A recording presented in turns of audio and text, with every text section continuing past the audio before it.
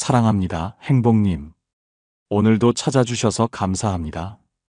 살다 보면 한 번쯤은 이런 생각을 하게 됩니다. 우리 아이들 다 컸으니 이제는 가족끼리 여행도 한번 가야지. 오래도록 꿈꿔왔던 그 장면. 푸른 바다를 바라보며 웃고 맛있는 음식 앞에서 도란도란 이야기 나누고 한 번쯤은 그렇게 가족이란 이름으로 추억을 쌓아보고 싶었죠. 그래서 어렵게 시간을 맞추고 비행기표를 끊고 짐을 싸서 함께 떠납니다. 그런데 돌아오는 길에 이런 말을 내뱉게 됩니다. 다시는 같이 안 간다. 분명히 사랑하는 자식들과의 여행이었는데 왜 마음에 상처만 남았을까요? 그 여행 속에서 우리는 어떤 진실을 마주하게 되는 걸까요? 오늘 영상에서는 결혼한 자식과의 여행이 왜 때로는 가장 외롭고 서러운 시간이 되는지 그 숨겨진 이유를 하나씩 풀어드릴 겁니다. 그리고 마지막엔 진짜 나를 지키는 여행은 어떤 모습이어야 하는지도 함께 나눠드릴게요. 지금부터 절대 놓치지 마세요. 오늘 주제가 마음에 드신다면 구독과 좋아요 눌러주세요. 여러분의 마음을 안아주는 좋은 컨텐츠로 보답하겠습니다. 민정 씨의 이야기입니다. 민정 씨는 작년 여름 딸 부부와 함께 근교로 1박 2일 캠핑 여행을 다녀왔습니다. 엄마, 캠핑 좋아하셨잖아요. 딸이 그렇게 말하며 초대한 자리였고 민정 씨는 그 말에 기꺼이 따라 나섰습니다. 짐을 나르고 텐트를 치고 다 같이 음식을 만들며 웃는 시간을 상상했죠. 하지만 도착하자마자 민정 씨가 맡게 된 역할은 서포트였습니다. 딸 부부는 캠핑용 세팅을 하고 사진을 찍고 드론을 띄우며 분위기를 즐기고 있었고 민정 씨는 옆에서 고기 굽고 상 차리고 아이들 챙기고 있었습니다. 점심을 먹을 무렵 딸이 민정 씨에게 웃으며 말했습니다. 엄마, 진짜 고마워. 엄마가 와줘서 우리가 좀 여유 있게 쉬고 애들도 잘 봐주시고 최고야. 말은 예뻤지만 그 말에 민정 씨는 속으로 이렇게 중얼거렸습니다. 여행에 함께 온 게 아니라 또 일하러 따라온 거였구나. 딸은 분명 고마워했지만 민정 씨가 정말 원했던 건 고마움이 아니라 함께함이었습니다. 그날 밤 딸 부부는 아이들을 맡기고 근처 야시장에 다녀오겠다고 했고 민정 씨는 캠핑장에 혼자 남아 아이들을 재우며 기다렸습니다. 반쯤 잠든 손주 곁에서 모기향이 연기를 피우고 있었고 민정 씨는 그 옆에서 말없이 누워 있었습니다. 그 순간 이런 생각이 스쳤습니다. 여긴 내가 쉬러 온 곳이 아니라 그냥 장소만 옮긴 집이구나. 민정 씨는 딸의 말이 고맙긴 했습니다. 엄마, 와줘서 고마워요. 엄마 덕분에 우리 좀 쉴 수 있었어요. 그 순간엔 마음이 살짝 따뜻해지기도 했습니다. 하지만 이상하게 시간이 갈수록 서운함이 올라왔습니다. 그리고 문득 딱 깨달았습니다. 아, 날 부른 이유가 같이 쉬자가 아니라 애 좀 봐달라였구나. 그 말의 진짜 뜻은 이거였습니다. 엄마가 있어서 우리가 편했어요. 그제야 마음이 탁 막혔습니다. 나 쉬러 온 줄 알았는데 또 일하러 온 거였던 겁니다. 불쾌했습니다. 속으로 계속 되뇌었다고 합니다. 여기서도 또 애를 보내. 나 일하러 온 건가? 그럼 그 고맙다는 말은 도대체 뭔데? 딸은 고맙다고 했지만 단 한 번도 엄마는 좀 쉬셨어요? 하고 묻지 않았습니다.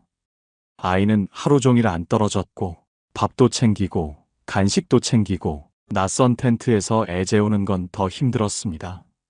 모기향 연기 피어나는 텐트 안 민정 씨는 조용히 누워 이렇게 생각했습니다. 이건 여행이 아니야. 장소만 바꾼 육아고 나는 또 엄마니까 참고 있던 거지. 그리고 그제야 그 고맙다는 말이 더 서럽게 느껴졌다고 합니다. 우리는 고마움이라는 말에 자주 감동합니다. 그 말이 전부인 줄 알고 그 속에 숨은 기대와 책임의 무게를 놓치곤 하죠. 하지만 부모에게 진짜 필요한 건 고운 말 한마디가 아니라 함께 하려는 마음입니다. 역할만 필요해서 부른 관계는 결국 소외만 남기게 되어 있습니다. 철학자 알랭 드 보통은 이런 말을 남겼습니다. 고마움은 위로처럼 들리지만 때론 상대에게 희생을 당연히 요구하는 면허증처럼 작용한다. 민정 씨에게도 그랬습니다.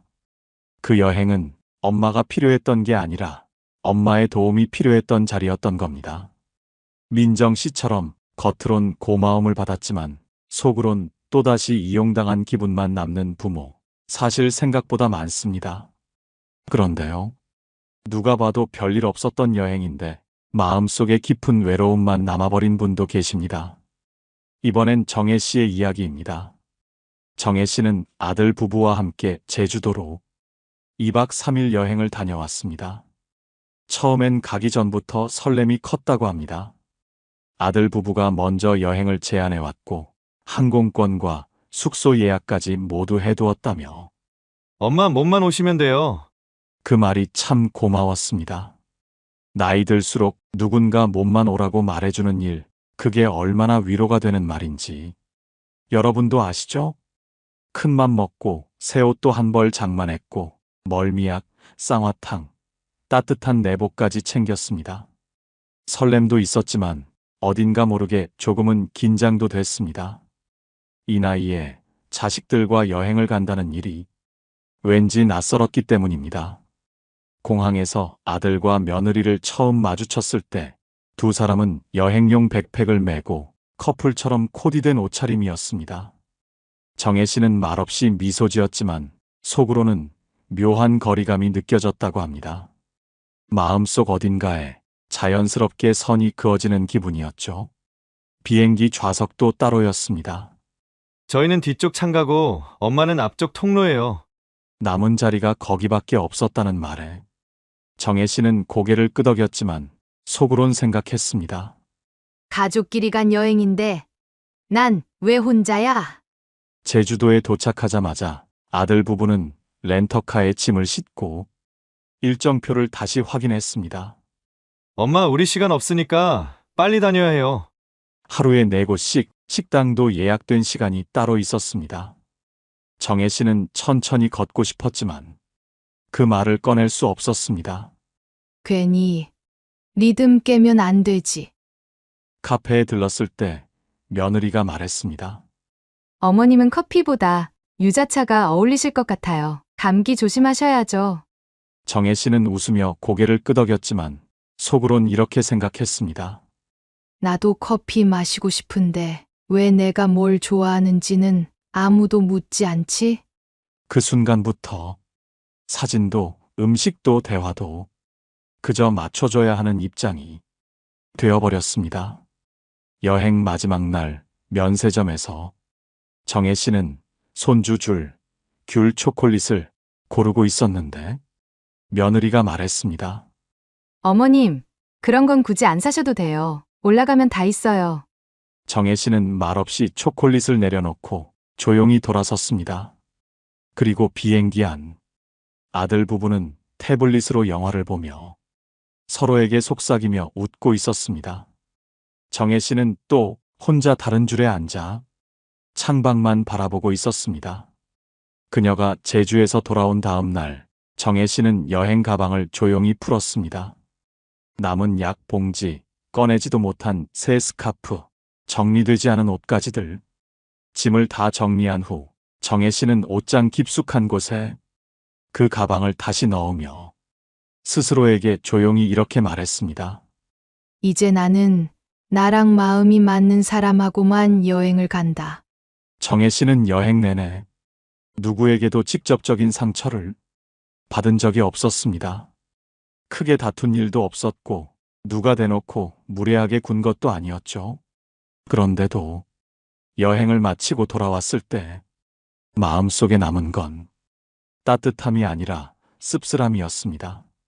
왜일까요? 그 여행은 처음부터 같이 가는 여행이 아니었기 때문입니다. 정혜 씨는 여행 내내 아들 부부와 함께 걷고 있었지만 이상하게도 걸을수록 혼자라는 느낌이 더 깊어졌습니다. 길을 따라갈 때마다 늘 두 사람의 뒷모습만 바라보며 걸었고 말없이 속도를 맞추는 게 이번 여행에서 정혜 씨가 맡은 역할 같았습니다. 중간에 카페에 들렀을 때 며느리가 웃으며 말했습니다.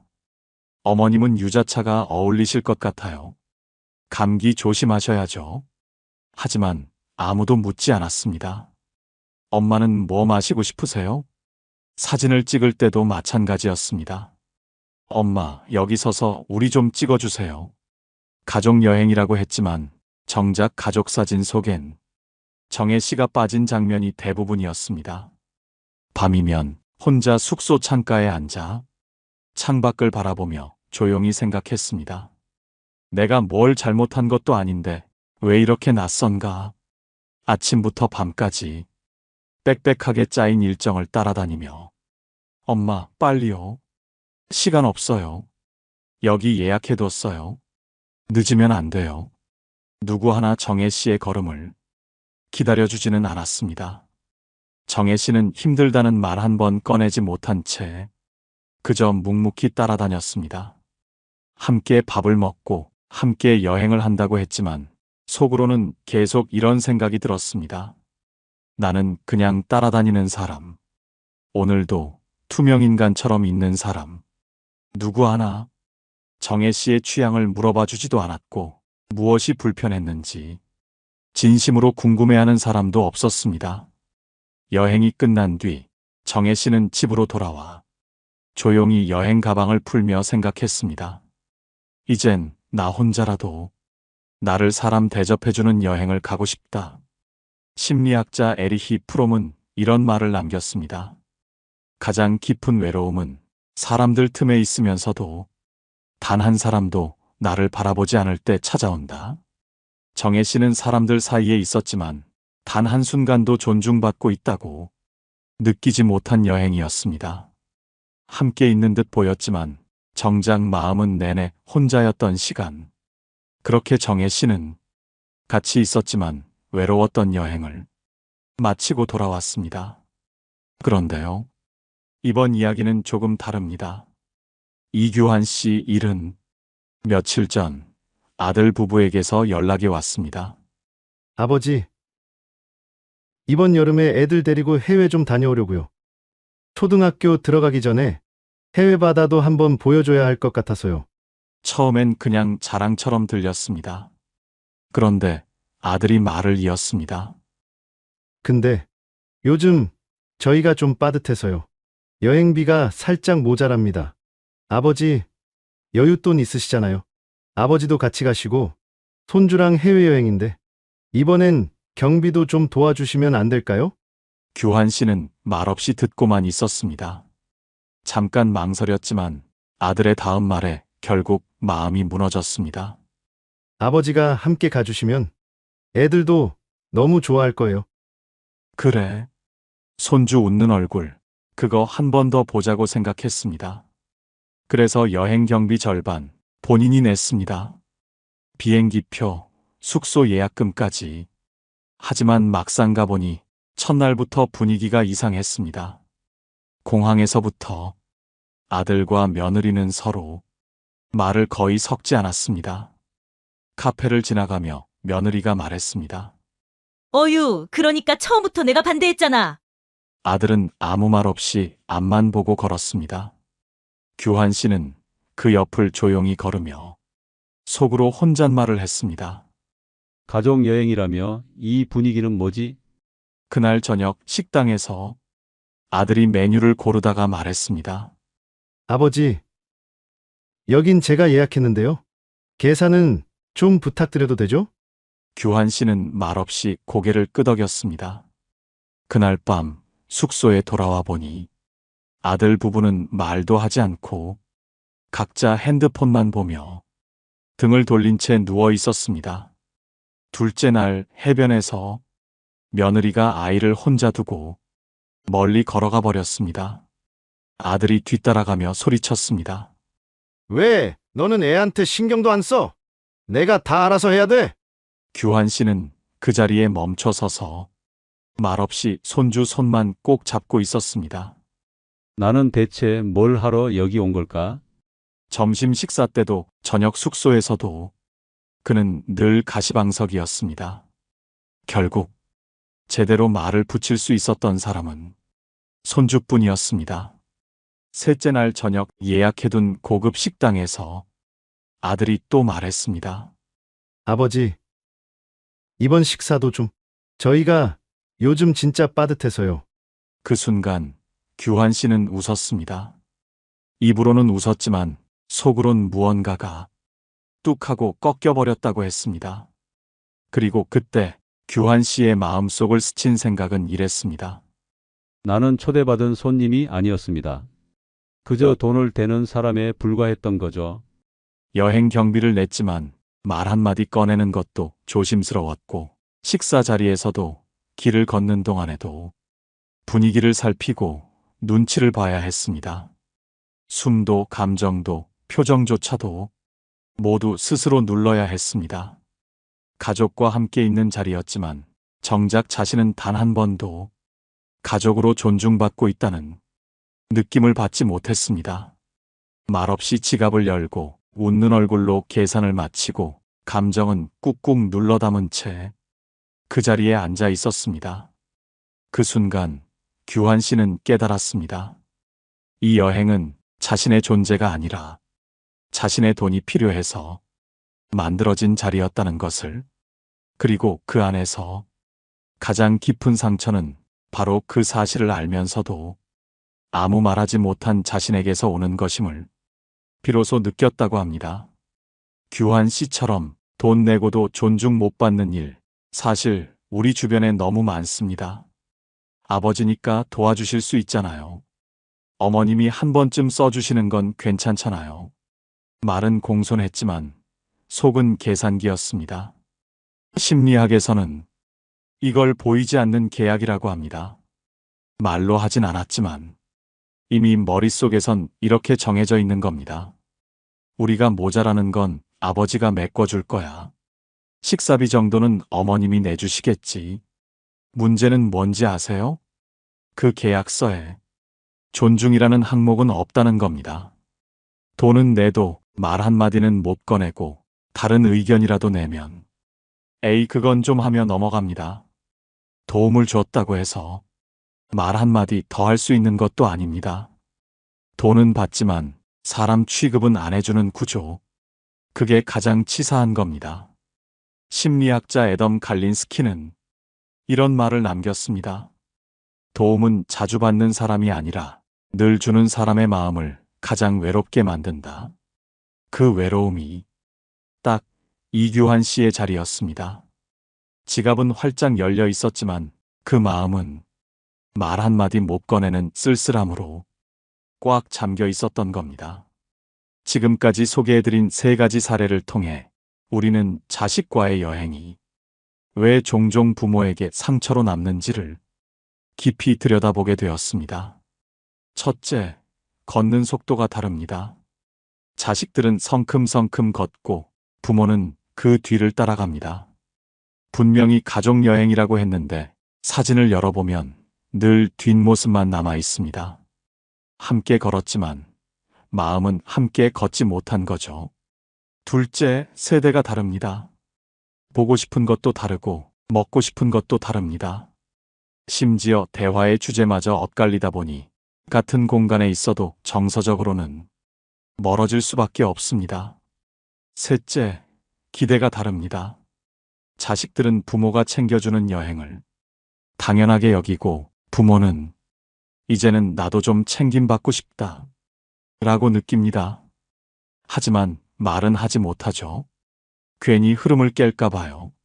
넷째, 눈치가 필요합니다. 말 한마디, 행동 하나에도 조심스러워집니다.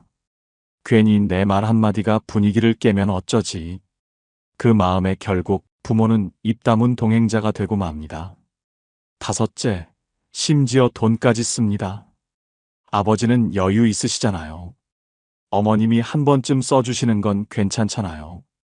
말은 공손하지만 속은 계산기입니다. 돈은 내지만 정작 여행의 주인공이 되지 못합니다.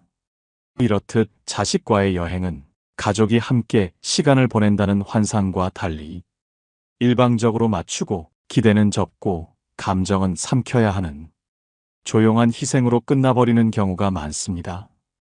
그렇다면 진짜 나를 위한 여행은 어떤 모습이어야 할까요? 이제 그 이야기를 드리겠습니다.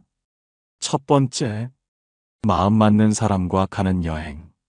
자식보다 훨씬 편한 사람이 있습니다. 바로 속도도 관심사도 마음도 맞는 친구입니다. 부모 세대분들은 종종 이렇게 말합니다. 그래도 가족이 최고지. 자식이랑 다녀오면 얼마나 보람 있겠어. 그런데요, 정작 여행을 다녀오고 나면 이렇게 말하곤 하십니다. 혼자 집에 있을 걸 그랬어. 왜 이렇게 지쳤지? 이유는 간단합니다. 속도도 안 맞고 분위기도 못 읽겠고 마음이 편하지 않기 때문입니다. 반면 친구들과의 여행은 다릅니다. 걷다가 힘들면 우리 여기서 좀 앉자. 카페에 가면 이거 먹을래? 아니야, 난 그거 싫어. 이런 말도 눈치 보지 않고 편하게 주고받을 수 있습니다. 누구 하나를 챙겨야 한다는 부담도 없습니다. 누군가를 위해 억지로 일정을 따라가지 않아도 되고 괜히 말 꺼냈다가 분위기 흐릴까봐 고민하지 않아도 됩니다. 특히 같은 세대 친구들과의 여행은 공감대가 비슷해서 이야기 나누는 것만으로도 힐링이 됩니다. 어릴 때 들었던 노래, 함께 다닌 시장 골목 이야기, 요즘 어디가 아프다는 고백까지 그런 이야기를 꺼냈을 때 누군가는 엄마 또 그런 얘기한 애가 아니라 야, 나도 그래 하고 같이 웃어줄 수 있는 사람, 그게 바로 마음 맞는 여행 친구입니다. 우리는 늦지 않았습니다. 이제는 자식 눈치 보며 여행을 계획하는 것이 아니라 진짜 내 마음이 편한 사람과 떠나는 여행을 시작해야 할 때입니다. 그게 첫 번째 조건입니다. 좋은 여행은 누구와 가느냐에서 이미 80%가 결정됩니다. 두 번째, 좋은 여행은 같이 쉬자는 마음에서 시작됩니다. 많은 부모님들이 자식과의 여행을 이렇게 시작하곤 합니다. 내가 뭘 도와줄까? 혹시 애들 간식은 챙겼니? 엄마가 내가 편하게 다녀오게 해줄게. 그런데요, 그렇게 시작된 여행은 이상하게도 한 번도 나를 위한 여행이 되지 못합니다. 왜일까요? 처음부터 같이 쉬자가 아니라 내가 도와줄게라는 마음으로 출발했기 때문입니다. 이 말엔 이런 함정이 숨어 있습니다. 나는 내 서포터야. 나는 이번 여행의 조연이야. 나는 너희 중심의 여행을 도와주는 사람이지 함께 즐기는 사람은 아니야. 그래서 나중에 여행을 다녀와서 몸은 더 피곤해지고 마음엔 허무함이 남게 되는 겁니다. 진짜 좋은 여행은 다릅니다. 이번엔 우리 둘 다 쉬자. 이번엔 나도 쉬러 가는 거야. 이 마음에서 시작되어야 정말 함께하는 여행이 됩니다. 그런데 여기서 중요한 건 이걸 미리 말로 꺼내는 용기입니다. 출발 전에 분명히 이야기하세요. 나 이번 여행엔 도우미 하러 가는 거 아니야. 함께 가는 거니까 나도 좀 배려해줘. 쉬고 싶어서 가는 거지 애 봐주러 가는 거 아니야. 당당하게 선을 그어야 여행 내내 마음이 편해지고 그 여행이 내 시간이 될 수 있습니다. 괜히 참았다가 나중에 서운해지고 그 서운함을 말도 못하고 꾹 삼키게 되는 것, 이제는 멈춰야 합니다. 좋은 여행은요, 서로를 쉬게 해주자는 마음이 있어야 시작됩니다. 내가 해줄게 보다 우리 같이 쉬자 라는 말, 이제는 부모인 나 자신에게도 꼭 해주셔야 합니다. 세 번째, 여행에서 반드시 지켜야 할 단 하나의 원칙. 그게 뭘까요? 바로 서운하면 그 자리에서 말할 것. 이겁니다. 생각해 보세요. 여행이라는 게 뭔가요? 평소와는 다른 공간, 다른 시간 속에서 조금 더 편안하게, 즐겁게 보내기 위한 순간 아닙니까? 그런데 마음 한켠에 서운함을 담아두고 나중에 집에 가서 말해야지. 여기서 말하면 분위기 망치잖아. 그렇게 넘기면요. 그 여행은 끝나는 순간까지 내 마음 안에서만 싸움이 벌어지게 됩니다. 문제는 뭐냐면요. 그때 말 안 하면 두고두고 곱씹게 되고 곱씹다 보면 결국 그 사람까지 미워지게 됩니다. 특히 자식과의 여행에서는 더 그렇습니다. 내가 다 이해해야지. 괜히 분위기 깨서 뭐해. 그렇게 참고 또 참고 결국 집에 와서 혼자 이불 덮고 한숨 쉬게 됩니다. 하지만요, 좋은 여행은 말할 수 있는 여행입니다. 엄마도 저기 좀 보고 싶었는데, 나는 좀 쉬고 싶은데, 이 일정 너무 빠듯하지 않니? 이거 나도 한번 해볼까? 이렇게 지금 내 마음을 말할 수 있을 때, 비로소 그 여행은 함께한 시간이 됩니다. 가장 위험한 여행은 말은 안 하면서 마음은 쌓이는 여행입니다. 그리고 그 쌓인 마음은 집에 돌아오는 순간 다시는 같이 안 간다는 말로 터져버립니다. 그러니 작게 서운한 일이 생겼을 때 작은 말로 그때그때 꺼내세요. 그 순간은 조금 어색할 수 있어도 그걸 말하는 용기가 여행의 온도를 그리고 관계의 온도를 지켜줍니다. 네 번째, 자식과 함께라면 반드시 이 선을 지켜야 합니다. 그 선이 뭘까요? 부모는 언제든 도와줄 수 있지만 당연하게 여기게 해선 안 된다. 이겁니다. 아버지가 여행 경비 절반을 내주고도 감사하단 말 한마디 제대로 듣지 못한 채 눈치만 보며 돌아온 이유가 뭘까요? 바로 도와주는 걸 너무 당연하게 만든 분위기 때문입니다. 우리는 흔히 내가 해줄 수 있으니까 해주는 거지 라고 생각합니다. 하지만 자식 입장에선 해줄 수 있으니까 당연히 해줄 거야 로 바뀌기 쉽습니다. 문제는 여기서 생깁니다. 한두 번은 괜찮습니다.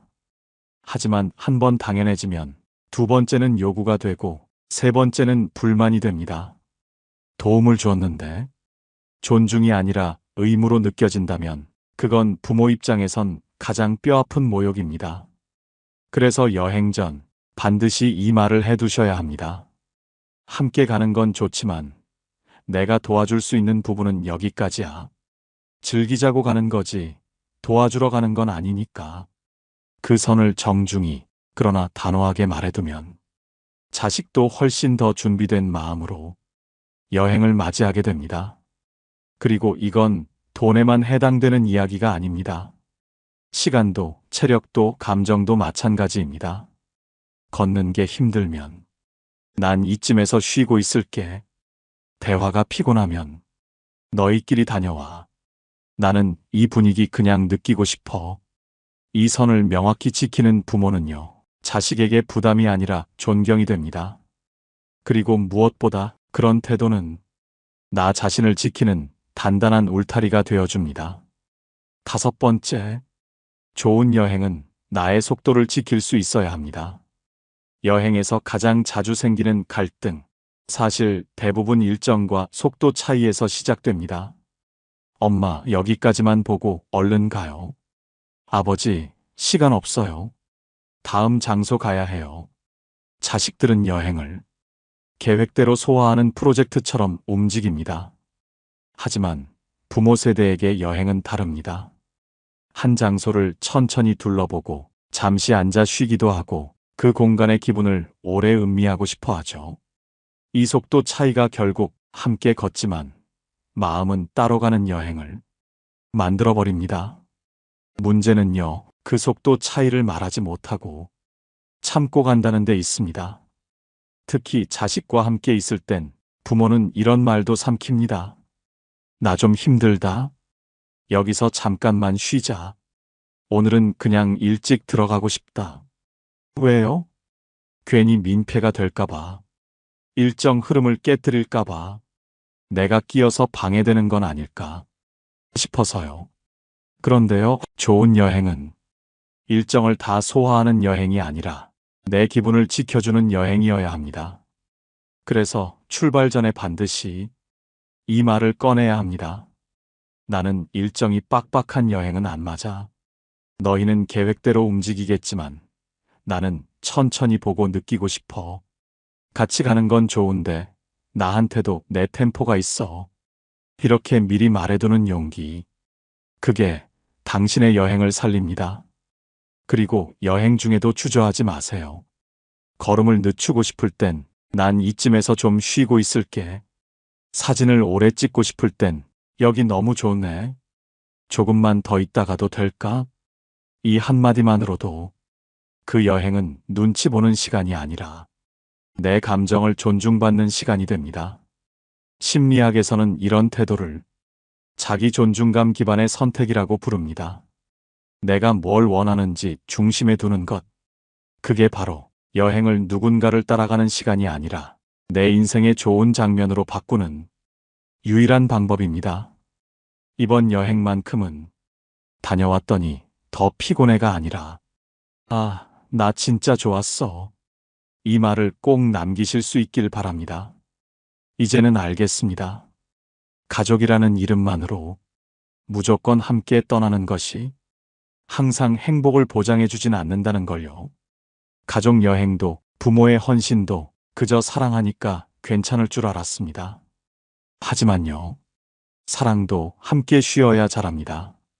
존중도 말로 꺼내야 시작됩니다. 그리고 여행도 내 마음이 편해야 좋은 추억이 됩니다. 혹시 지금 이불을 덮고 혼자 한숨 쉬었던 여행을 기억하고 계신가요? 조용히 서운함을 꾹 눌러 삼켰던 그날이 떠오르시나요? 그렇다면 이제 그 기억 위에 당신만의 새로운 여행을 한 줄 더 써보시길 바랍니다. 누구를 위한 여행이 아니라 당신 자신을 위한 여행을요. 남의 속도를 따라가느라 내 감정을 내려놓는 시간은 이제 그만 놓아주셔도 됩니다. 당신이 중심이 되는, 당신이 웃는 그 여행을 지금부터 시작해보세요. 프랑스 철학자 미셸 몽테뉴는 이런 말을 남겼습니다. 여행이란 결국 새로운 풍경을 보는 것이 아니라 새로운 시선으로 나 자신을 바라보는 일이다. 여러분, 이번에는 누군가의 짐이 아니라, 누군가의 도우미가 아니라, 누군가의 계산서가 아니라 그저 나로서 조용히 웃고 천천히 걷고 가볍게 행복해지는 여행을 꼭 한번 떠나보시길 바랍니다. 그 길 위에 당신을 기다리는 새로운 나날이 피어날 것입니다. 감사합니다. 그리고 무엇보다 당신의 삶이 언제나 당신에게 따뜻한 여행이 되시기를 진심으로 바랍니다. 끝까지 시청해 주셔서 감사드립니다. 오늘 영상을 보며 여러분은 어떤 생각이 드셨나요? 여러분의 경험과 생각을 댓글로 나눠주세요. 여러분의 이야기가 누군가에게 큰 위로와 깨달음이 될 것입니다. 오늘 영상이 도움이 되셨다면 소중한 분들께 공유해 주시고 구독과 좋아요로 저를 응원해 주세요. 여러분과의 소중한 연결이 저에게 큰 힘이 됩니다. 오늘도 여러분의 행복을 빕니다. 이상으로 행복 주문서였습니다.